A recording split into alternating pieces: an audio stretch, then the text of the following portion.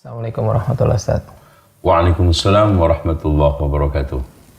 Ustaz, begini Ustaz. Sekarang kan isu Wahabi ini sangat marak Ustaz. Betul.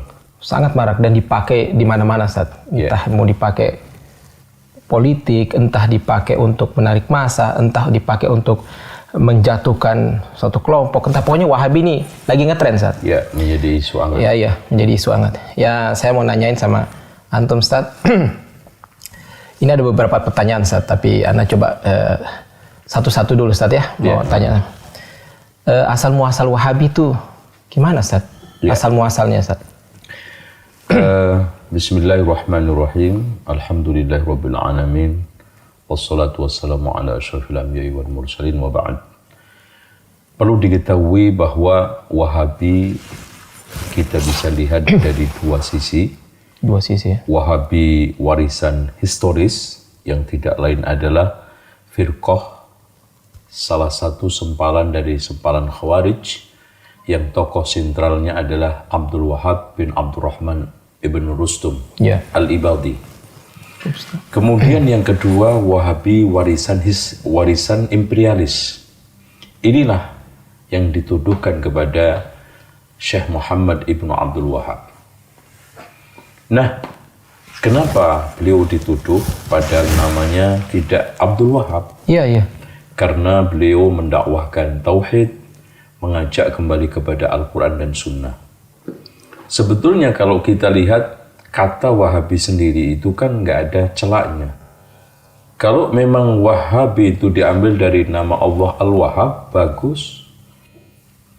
Kalau diambil dari kalimat namanya Syekh Muhammad ibnu Abdul Wahab, ya nggak tepat.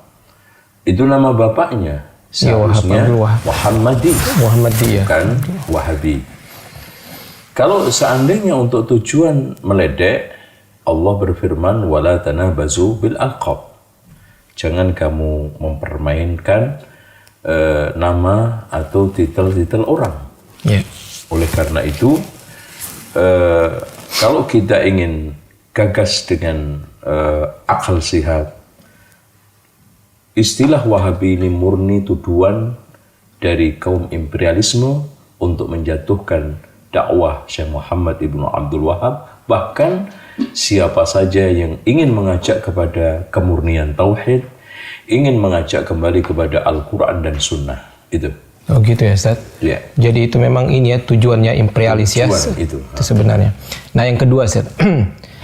Nah, pihak yang paling berkepentingan menggulirkan isu Wahabi itu siapa? Kalau kita lihat motivasi tuduhan itu kan ada tiga. Yang pertama motivasi agama dan sosial. Berarti di sini adalah tokoh-tokoh darwis, tokoh-tokoh klenik, tokoh-tokoh yang memang mereka tidak mau diganggu singgasana tradisinya. Sehingga mereka menimba Syekh Muhammad yang reformis ini, Syekh Muhammad yang mengajak tajdid pembaruan ini kembali kepada Al-Quran. Karena pasti mereka nanti akan rugi, popularitasnya hilang, kedudukannya hilang, bahkan setoran materinya juga hilang. Nah yang kedua adalah motivasi politik dan kekuasaan. Ini tidak lain adalah saat Turki sudah mulai guncang, dan kekhawatiran dengan dakwah Syekh Muhammad dan pengaruhnya sudah seluruh antero dunia. Akhirnya Muhammad Basha dengan kerjasama anaknya Ibrahim Basha dan nanti Tusun memerangi habis-habisan secara fisik, dan pada saat tidak kuat bahkan tetap kalah, maka isu Wahabi dilemparkan untuk Syekh Muhammad bin Abdul Wahab dan pengikutnya. Nah yang ketiga, motivasi imperialisme, yaitu penjajahan. Karena setelah kita lihat di dalam peta sejarah, yang mampu melawan penjajah Belanda di seluruh dunia itu mereka-mereka yang terpengaruh dengan pemikiran dan tajdid Syekh Muhammad ibnu Abdul Wahab. Lihat aja Sanusi yang ada di Afrika, bagaimana Italia dan juga Prancis kocar-kacir kedodoran menghadapi reformasi mereka.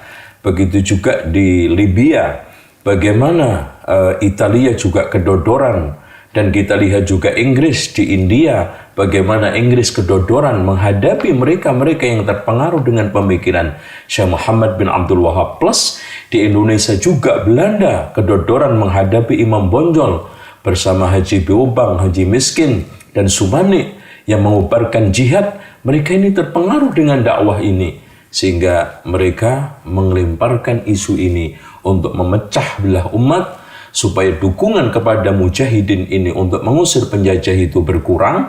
Maka mereka menggunakan politik belah bambu, satunya diangkat, satunya diinjek, yang sering kita kenal divide et impera, dan nampaknya ini manjur. Jadi itu ya, jadi apa namanya, jalan untuk melemahkan ya, pakai cara itu Ustaz ya. Iya, nah, kalau pakai cara fisik kan kita betul-betul yang terpengaruh. Mereka tidak akan pernah ada sejarah jihad yang akhirnya mereka itu menang. Masya Allah. Itu. Ya Ustaz, sekarang lagi ada ini Ustaz. Pertanyaan berikut Ustaz ya. Tujuannya apa? Iya. Maksudnya tujuannya mereka itu yang tadi itu, yang poin kedua Ustaz, itu tujuannya apa yang mereka yang berkepentingan tujuannya? Tujuan mereka yang paling utama dan pertama sebetulnya adalah ada tujuan direct, instan, yaitu tadi saya katakan yang budaya keagamaannya tidak mau terganggu prakteknya, politik kekuasaan tidak mau terganggu kekuasaan yang goyang, imperialis, wilayah-wilayahnya tetap eksis. Tujuan secara implisit, dan ini yang besar, adalah ingin membumi hanguskan Islam. Gitu ya Ustaz. Akhirnya siap ingin menggeser dan menggusur pengaruh Al-Quran dan Sunnah di tengah umat Islam. Kenapa? Karena akhirnya siapa saja yang menabuh genderang dakwah tauhid dan anti syirik dituduh Wahabi. Siapa saja yang sekarang ini dakwah menegakkan bendera sunnah anti bid'ah dituduh Wahabi. Siapa saja yang tegas dan tegar di dalam amar ma'ruf nahi mungkar dituduh Wahabi. Siapa saja yang sekarang mengajak kembali kepada Al-Quran dan Sunnah menurut pemahaman salaful ummah dituduh Wahabi. Bahkan organisasi-organisasi Islam di Indonesia juga kesasaran tuduhan itu. Iya betul Ustaz. Itu. Karena semata-mata mengajak kepada Al-Quran dan Sunnah. Apa sekarang saya tanya, organisasi A yang dituduh Wahabi pernah nggak ketemu Syekh Muhammad bin Abdul Wahab? Nggak pernah. Organisasi B pernah nggak bersinggungan dengan murid-muridnya Syekh Muhammad bin Abdul Wahab? Nggak. Karena adanya kemiripan langsung ditembak Wahabi. Ya Ustaz, fisik juga Ustaz. Jadi semuanya kalau ada orang celananya di atas mata kaki atau jenggot langsung disikat. Ya, ini ada pemio yang disederhanakan supaya orang-orang awam ini juga mudah diajak untuk memusuhi Wahabi. Cepat ya, supaya itu sederhana di pola pikir yang diciptakan satu simbol-simbol, satu kriteria yang sederhana, gampang mereka hafal. Betul. Contoh, kalau ingin tahu ciri-ciri Wahabi, lihat aja lakinya, baduknya belang, jenggotnya panjang, katoknya cingkrang. Itu aja. Ya. Pasti Wahabi. Cepat langsung kan masyarakat yang awam ini, wah itu Wahabi, cepat ya. Kalau sekarang diberikan kriteria yang aneh-aneh, jelimet, disuruh baca kitab, ini nggak bakal orang awam. Nah nanti perempuannya cadaran atau jilbabnya panjang, itu Wahabi. Nah kadang-kadang agak sedikit mereka itu memaparkan satu paparan yang nampak ilmiah. Tetapi semuanya mengandung kedustaan kalau tidak adalah syubhat. Bahwa mereka menuduh mau menggeser, menggusur, menghancurkan makam Rasulullah. Mereka menggantikan makamnya rumahnya Abu Thalib dengan kandang keledai. Rumahnya Khadijah digunakan untuk WC, kan gitu. Ini hanya kuliran tuduhan saja, ya. Tuduhan juga ciri-ciri Wahabi itu tidak mau qiyas, tidak mau ulama, menolak anti madhab semuanya. Anti madhab, ya, tidak mau sholawat. Ini tuduhan, ya. Bahkan Syekh Muhammad juga pernah dituduh, tongkatku ini lebih mulia daripada Muhammad SAW yang ada di kuburan. Karena tongkat saya ini masih digunakan giring kambing, unta masih bisa. Muhammad sudah mati di kuburan. Ini semuanya adalah stigma negatif untuk menyerang, memukul yang isinya semuanya kedustaan. Kedustaan, terus. Dan ini juga muncul dari internal ada, eksternal juga ada. Yang tadi kaum darwish, munafikun, yang mereka takut singgasana dakwahnya hancur dan tradisinya terserang. Inilah ya sehingga memunculkan isu-isu tersebut. Tuh. Nah, Ustaz, sekarang alasan-alasan Ustaz yang dipakai untuk membenarkan tuduhan itu, Ustaz. Iya, biasanya siapapun yang anti ziarah Wali Songo pasti dituduh Wahabi, satu. Siapa saja yang sekarang ini melemahkan pendapat Imam Syafi'i aja dituduh Wahabi, anti mazhab. Siapa saja yang mengkritik berjanji, mengkritik tiba, pasti dituduh Wahabi. Siapa yang sekarang ini mengkritik manaqib, pasti dituduh Wahabi. Siapa yang mengkritik salawat nariyah, salawat badar, pasti dituduh Wahabi. Siapa saja yang sekarang ini menyerang praktek-praktek mereka, ya, yang bid'ah menurut kacamata syariah, dari mulai Maulud Nabi, Isra Mi'raj, nuzulul Quran, bahkan ruatan mitoni 7 bulanan, pasti dituduh Wahabi. Semua mereka yang mengamalkan tradisi harian yang bertentangan dengan Alkitab wa Sunnah ini kita luruskan, pasti dituduh anti budaya, anti tradisi, itu Wahabi. Intinya secara kriteria sederhananya juga, pokoknya siapa saja yang melarang ziarah kuburan Nabi, ziarah Wali Songo dan anti tabarruk dan tawasul menurut versi mereka ya. Kemudian yang ketiganya melarang merokok. Kemudian yang keempatnya, dia tidak mau tradisi dan budaya yang sudah memasyarakat ini, pasti ditembak Wahabi. Sederhana sekali. Iya. Iya, Ustaz. Ini ada poin lagi, Ustaz, ya. Iya. Pihak yang paling berkompeten untuk menggulirkan tuduhan Wahabi itu siapa? Pihak-pihak yang paling berkompeten. Iya. Yang paling berkompeten pertama, kelompok-kelompok tokoh-tokoh yang takut kehilangan tadi lapak-lapak kehidupan agamanya. Sehingga dia membuat suatu berita yang jungkir balik. Ya, Syekh Muhammad bin Abdul Wahab yang mendakwahkan tauhid diplesetkan menjadi suatu plesetan yang negatif. Mengembalikan orang kepada Alkitab wa Sunnah diplesetkan menjadi suatu plesetan negatif, keras, ya, radikal, ya, main kekerasan, macam-macam.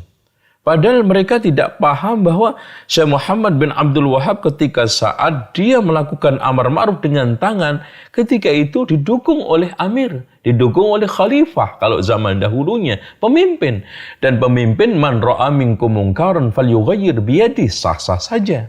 Tapi mereka tidak seperti itu. Yang keduanya, orang-orang tokoh-tokoh yang tidak paham siapa Syekh Muhammad bin Abdul Wahab itu. Kemudian dia ikut membio bahwa Wahabi begini, akhirnya disiar-siarkan di mimbar-mimbarnya. Nah, ini orang yang berbahaya juga ini. Nah, kelompok yang ketiga, ini kelompok orang-orang, tokoh-tokoh yang takut kehilangan kekuasaannya dan takut kehilangan redup pengaruh politiknya. Tiga inilah yang paling berperan, yang paling berpengaruh, yang paling memiliki tanggung jawab nanti di hadapan Allah atas isu Wahabi itu. Jadi tokoh khurafat yang menjungkir balikkan fakta siapa Syekh Muhammad dan dakwahnya. Yang keduanya tokoh yang tidak tahu siapa Syekh Muhammad bin Abdul Wahab. Cuman dia itu niru, membeo, mendapatkan info yang negatif. Nah, yang ketiga tokoh politikus dan mereka-mereka yang takut kehilangan pengaruh politiknya dan takut kehilangan kekuasaannya, minimal suara perolehan entah itu secara nasional maupun daerah berkurang. Inilah pihak-pihak yang berkepentingan. Kemudian dibakar, nah ini dikasih bensin bahan bakar oleh orang-orang barat. Itu. Dari kalangan orientalisme, imperialisme. Makanya Wahabi ini saya bisa katakan adalah anak haram hasil perselingkuhan 3 orang. Imperialisme, orientalisme dengan pihak-pihak Darwis yang ada di kalangan Islam tadi. Ini selingkuh, hasilnya haram ini anaknya. Ya, imperialisme tahu pengaruhnya tadi. Orientalisme juga, ya. Kalau kita bisa baca di dalam kitab-kitabnya mereka yang lurus seperti Lothrop Sudrak, bagaimana dia itu komentarnya terhadap Wahabi positif. Margoliouth juga positif, Renz juga positif. Nah, dari sinilah berarti ada yang menggoreng, gitu. Bahkan tokoh-tokoh orientalisme yang agak objektif ini menyatakan bahwa musuh-musuh dakwah Muhammad bin Abdul Wahab inilah yang memaksakan untuk Wahabi ini diterima dengan dengan berbagai macam resiko buruknya, pahit getirnya diberikan kepada Syekh Muhammad bin Abdul Wahab. Padahal mereka tidak pernah. Sekarang pertanyaannya begini, sederhana. Apakah sekarang Syekh Muhammad pernah mengadakan muktamar untuk organisasi Wahabinya? Susunan pengurusnya? Kemudian Syekh pernah mengatakan di dalam kitabnya eksplisit dan implisit, saya Wahabi? Nggak pernah ada. Dan murid-muridnya juga. Dan mereka-mereka yang terpengaruh, nggak ada sama sekali. Jadi di sinilah suatu hal yang aneh. Kenapa mereka sangat memaksakan dan sangat dipaksakan itu simbol dan juga nama Wahabi, laqab sebutan Wahabi kepada Syekh Muhammad bin Abdul Wahab dan pengaruhnya, tujuannya tadi itu. Karena Wahabi ini sudah terstigma buruk dan sudah memiliki justice yang negatif, sehingga sangat bagus sekali, simple untuk menghantam lawan-lawan dakwah mereka. Sekarang kalau orang disuruh untuk tidak ngaji ke Ustadz Fulan, untuk menjelaskan kenapa, susah. Ya. Tapi, jangan ngaji ke dia. Kenapa Pak? Wahabi, selesai. Simple banget. Simple, padat, singkat, mudah. Itu. Dan Ustadz, ini yang poin terakhir Ustadz. Iya. Dan siapa pihak-pihak yang paling diuntungkan dengan isu Wahabi ini? Iya. Dari sukain poin-poin itu Ustadz tadi. Ya, yang paling diuntungkan pertama kali adalah Yahudi, imperialisme, dan seluruh non-Muslim. Lihat mereka. Pernahkah lisan mereka, tangan mereka mengganggu, menyakiti Yahudi dan Nasrani? Tapi siang malam mulutnya, tangannya tidak lepas menyerang kita, ngomongin kita, menuduh kita. Ini sudah hal yang aneh.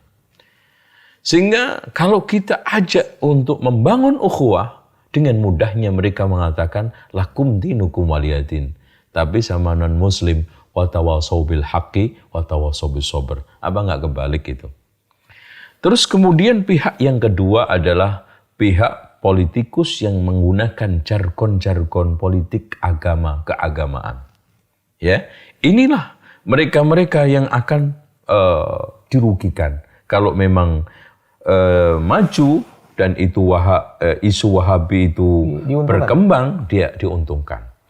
Kemudian yang selanjutnya tadi pihak-pihak mereka tokoh-tokoh tradisional, ya, sekarang penjaga makam-makam, tempat-tempat keramatan yang diuntungkan dari acara-acara tradisi, inilah paling dirugikan. Coba satu kuburan itu per hari umpamanya 500.000. Karena ini kalau seandainya mereka sudah tidak ada yang ziarah, itu satu orang, itu bisa ngasih berapa? Satu kuburan itu ada yang 15.000 pengunjungnya, ada yang 20.000, bahkan ada yang lebih daripada itu. Bahkan memecahkan rekor, ada salah satu kuburan dalam seharinya 45.000. Taruhlah ninggalin 5.000 berapa? Di sini. Ini pihak-pihak yang paling dirugikan. Oleh karena itu kalau kita kembalikan kepada literatur yang ilmiah, bahwa semuanya hampir komentar positif. Contoh aja Harun Nasution di dalam bukunya Pembaharuan Islam tentang mengomentari dakwahnya Syekh Muhammad bin Abdul Wahab, dia adalah pengembang tauhid dan menegakkan berbagai macam pilar-pilar agama yang dirusak oleh darwis tarekat karena abad 13 sedang jaya-jayanya tarekat pada saat itu. Begitu juga kalau kita melihat kitab Ensiklopedia Nur Khalis Majid. Di sana Wahabi adalah mengajak kembali kepada tauhid. Berarti yang memusuhi Wahabi adalah memusuhi tauhid. Kan gitu.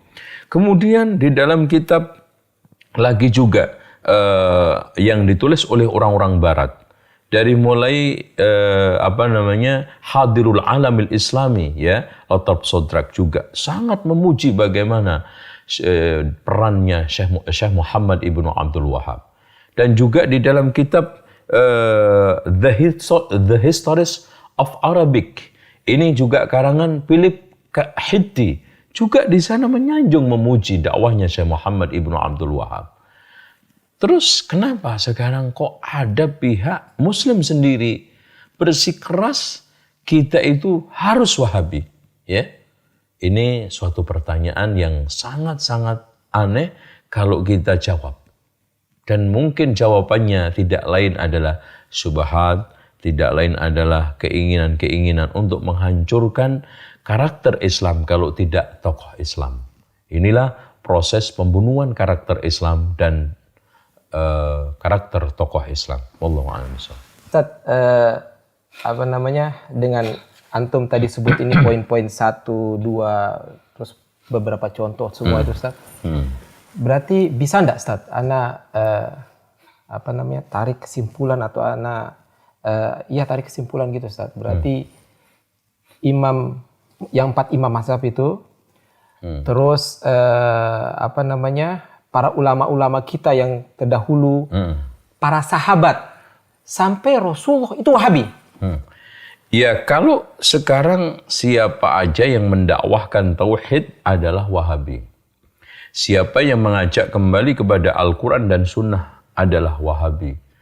Siapa yang sekarang ini mengajak pembaharuan Islam adalah Wahabi, maka ketahuilah bahwa Rasulullah Shallallahu Alaihi Wasallam itu juga Wahabi dan pas nama beliau Muhammad dituduh Wahabi seperti beliau. Kemudian juga Abu Bakar, Umar, Utsman, Ali radhiyallahu anhum yang di dalam banyak pernyataannya mengajak kembali kepada Al-Quran dan Sunnah di saat fitnah juga Wahabi. Bagaimana Imam Asy-Syafi'i juga mengatakan in sahal hadisu fahuwa madhabi, juga Wahabi. Bahkan Umar bin Abdul Aziz, khalifah yang memperbarui saat itu, dikembalikan umatnya kepada Al-Quran dan Sunnah, ajaran tauhid dimurnikan juga Wahabi. Begitu juga Imam Syafi'i, mujaddid yang abad kedua, mengembalikan Islam ini kepada relnya Wahabi. Imam Ahmad ibnu Hanbal yang di sana bersikeras mempertahankan Al-Quran ghairu makhluk karena ingin menghidupkan ajaran salafun soleh, juga Wahabi. Bahkan Abul Hasan Al-Ash'ari yang di dalam kitab Al-Ibanah, akidah saya adalah akidah dari Alkitab wa Sunnah yang diyakini oleh ulama fulan-fulan, akhirnya menyebutkan Imam Al-Bukhari, menyebutkan Imam Syafi'i dan yang lainnya. Wahabi. Kalau seperti ini, semua siapa saja yang mengajak kepada pemurnian tauhid, kembali kepada Al-Quran dan Sunnah, dan plus yang tidak kalah pentingnya, melakukan pembaharuan untuk menyingkirkan berbagai macam kerak-kerak yang mengotori Islam, dari mulai bid'ah, khurafat, tahayul, ini juga Wahabi. Masya Allah. Itu. Dan ini akhirnya nggak ada Islam. Udah nggak ada Islam. Itu yang diinginkan mereka. Yang diinginkan akhirnya wala yazaluna yuqatilunakum hatta yaruddukum an dinikum in istata'u. Mereka senantiasa terus-menerus memerangi kalian siang malam, tidak mengenal patah arang sampai kalian kembali kepada agama mereka dan tidak lagi mencemarkan embel-embel Islam yang murni tadi, Islam yang sahih. Suatu hal yang aneh, orang yang mengajak kepada Islam yang murni asli dituduh Wahabi. Padahal apa aja yang murni kan pasti bagus. Lihat, spare part mobil yang asli, bagus enggak? Obat yang asli, bagus enggak? Budaya aja yang asli dihidup-hidupkan, tarian asli dijaga, bahkan pewayangan itu menjaga pakem wayang supaya enggak berubah. Tidak pernah dipersalahkan. Kenapa Syekh Muhammad Ibnu Abdul Wahab ingin menjaga kemurnian dan keaslian Islam dipersalahkan, dituduh Wahabi? Aneh, tapi nyata. Iya. Dan kalau kayak gitu berarti anak Wahabi. Iya. Iya. Berarti anak senang Wahabi. Alhamdulillah. Iya. Ustaz. Iya. Dulu kan Muhammadiyah, Iya. Al-Irsyad, itu kan dituduh Wahabi, Ustaz. Iya, betul. Termasuk juga Persis. Iya, Persis juga dituduh Wahabi. Terus hilang, Ustaz.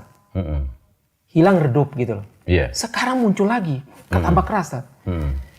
Apakah ada apa ya, negara atau ada paham atau apa yang Pihak tertentu yang pihak tertentu yang goreng, memanas-manasi, provokasi ya. Kompori atau memang ini, Ustaz, bermain di situ, Ustaz. Ya Iya. contohnya Syiah gitu atau yang lain coba. Iya. Memang kalau kita lihat sejarah Syiah di Indonesia ini timbul tenggelam. Dan Syiah itu sudah masuk ke Indonesia sejak abad ke-10 Masehi. Dan selalu menimbulkan kontras antara umat. Bagaimana umat Sunni dengan kaum adat diadu di Sumatera oleh Syiah di belakangnya ternyata. Kemudian di Jawa, bagaimana akhirnya Amangkurat I membantai di alun-alun Surakarta 6.000 ulama kiri kedaton. Ternyata setelah kita usut di belakangnya itu ternyata Syiah. Manunggaling Kawula Gusti. Jadi begitu juga tuduhan-tuduhan Wahabi ini dari kelas internasional dan nasional itu ternyata di belakangnya selalu Syiah. Ya, makanya lihat aja kalangan-kalangan tradisional ini yang kenceng menggulirkan Wahabi. Kalau dia tidak dekat dengan orang Syiah atau dia itu Syiah sendiri sedang bertaqiyah di organisasi itu. Ya, dengan demikian kita harus pahami pihak yang sekarang paling lantang dan dalam sejarahnya yang menggulirkan Wahabi itu adalah Syiah. Cuma dia itu ngait supaya nggak ketahuan. Orientalisme diajak, kaum tradisional diajak, Darwis diajak supaya membuat satu taktik melempar batu sembunyi tangan, maling teriak maling. Ini yang harus kita pahami. Dan kita juga jangan lupa sejarah dimanapun Syiah itu ada, pasti yang diserang dulu adalah mereka yang mengajak kembali kepada Al-Quran dan Sunnah. Kenapa? Karena pihak inilah yang nanti paling tahu kebobrokan Syiah itu. Kemudian tahapan kedua, menggulirkan isu-isu Wahabi untuk memojokkan yang mengajak kembali kepada Al-Quran dan Sunnah dan tahu kebobrokan Syiah itu. Nah, pihak yang ketiga, mereka mengajak masa-masa yang ini, yang Darwis, yang tradisional, yang orang-orang awam ini, sambil bertaqiyah, kayak bagian dari mereka mengajak untuk menyerang, entah berupa pemikiran atau fisik. Ini yang harus kita pahami. Dan kalau ada orang yang mengatakan bahwa mana bukti radikalismenya di Indonesia, ini orang tidak tahu sejarah. Bagaimana dulu permusuhan mereka dengan Muhammadiyah atas nama Wahabi, banyak korban dari kalangan Muhammadiyah. Begitu juga Al-Irsyad, begitu juga Persis. Sebelumnya juga saya katakan tadi, 6.000 ulama kiri kedaton yang mereka adalah jelas-jelas mengajak kepada Al-Quran dan Sunnah. Dan asasnya adalah ahli sunnah wal jamaah. Amangkurat I difitnah, diojok-ojokin. Kelompok-kelompok ulama ini gak akan bakal dukung kamu, bahkan di belakang akan bakal nusuk dari belakang. Karena disuruh nyembah kaki kamu tidak mau, disuruh sungkem tidak mau. Itu orang Syiah memprovokasi Amangkurat I itu. Sehingga dengan prinsipnya dia yang sudah terpengaruh dengan akidah Manunggaling Kawula Gusti ala Syiah mengatakan, kalau saya itu Tuhan, maka apa saja yang saya lakukan adalah sah, maka saya membunuh mereka juga sah. Saya membantai mereka sah, makanya 6.000 diambil semua, dibantai satu persatu di alun-alun Surakarta. Ini sejarah berdarah Syiah di Indonesia. Wallahu a'lam bishawab. Ya Ustaz, setelah antum jabarkan poin-poin semua, nah sekarang Ustaz, nasihat antum Ustaz. Iya. Nasihat antum untuk rakyat Indonesia ini Ustaz. Iya. Dengan isu-isu yang... Pertama yang harus dilakukan adalah pencerdasan. Dimanapun kebodohan inilah yang gampang membuat umat Islam itu terpengaruh dengan berita-berita miring, isu-isu tidak benar, dan provokasi-provokasi yang sifatnya miring. Kemudian yang keduanya, kita harus terus berkoordinasi dengan para ulama dan umara lokal kita Indonesia. Karena sejarah membuktikan bahwa ulama-ulama, tokoh-tokoh, saudagar-saudagar, mubalik-mubalik yang datang di Indonesia ini tidak pernah ada yang kontras dengan umara. Karena memang agama manapun yang didukung oleh kekuasaan pasti kuat. Inilah bagaimana kita membangun sinergi. Lalu yang ketiganya, kita harus geber dakwah kita. Penyadaran tentang kejahatan Syiah dulu ini. Karena ini sebetulnya biangnya. Kemudian kita kenalkan firqah-firqah yang ada, yang berbahaya. Pemikirannya secara detail. Sehingga mereka akan mengetahuinya, oh Ahmadiyah seperti ini, Bahaiyah seperti ini, Syiah seperti ini. Lalu yang selanjutnya adalah pendekatan dakwah yang harus kita bangun dengan baik. Ternyata ada watak yang kita lupakan di bangsa kita. Di antara da'i ini kita tidak terlalu seriusin, bahkan kalau enggak ditinggalkan. Apa? Orang kita itu sangat-sangat senang didekati, sangat senang disanjung, sangat senang untuk diwongno, diorangkan kalau bahasa Jawanya itu. Nah, disinilah yang kelewat dari kita.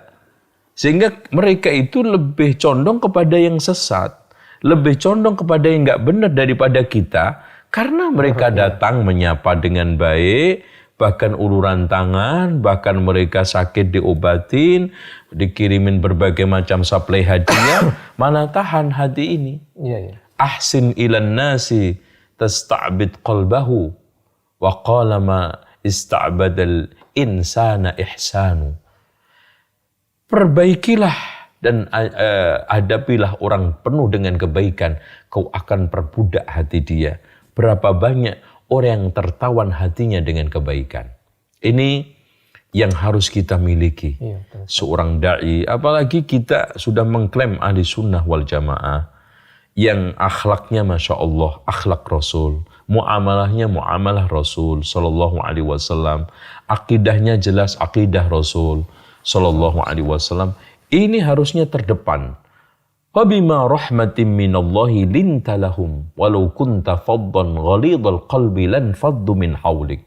Dengan rahmat Allah lah kamu akan menjadi lemah lembut. Kalau seandainya kau kasar dan keras kepala, mereka akan lari dari kalian. Inilah yang dulu dipahami oleh para wali, saudagar dan mubalik yang pertama kali datang ke Indonesia, macam seperti Syekh Maulana Malik Ibrahim. Bagaimana beliau mendekati, nggak langsung dakwah, nggak mungkin. Kalau kita pakai logika, Syekh Maulana Malik Ibrahim kan nggak mungkin dia itu akan khutbah ceramah di masjid mana, wong nggak ada masjid. Orang juga terus ngumpulin orang Buddha Hindu untuk diceramai kayak tabligh akbar, mana mungkin, nggak akan. Syekh Maulana Malik Ibrahim datang ke sawah-sawah karena memang beliau ahli irigasi. Kemudian juga ternyata beliau herbalis, bikinin obat untuk orang-orang yang sakit. Bahkan ketika dia berobat, gratis. Yang penting kamu baca syahadah la ilaha illallah. Kan indah itu. Masya Allah, ya. Dan pendekatan di perkumpulan-perkumpulan itu dia datang. Dia masuk dari inilah yang membuat suksesnya dakwah di Indonesia. Ya kata orang kan lain lubuk, lain hati. Lain ladang, lain belalang. Iya. Artinya watak orang Indonesia itu memang pengen diangkat, deket, grapia, ya, bahkan diakrabin, itu seneng. Nah kita ketemu nggak salam, berpapasan, nggak nyapa, Senyum. nggak senyum. Bahkan kadang-kadang tampilan kita itu kayak makhluk langit yang baru turun seminggu lalu. Wah, seremnya setengah mati. Seperti buser. Iya, Bujang serem. iya, bagaimana orang akan dekat dengan kita. Gitu. Ya, ya, Ustaz. Ya, sekolah khair, Ustaz. Waalaikumsalam.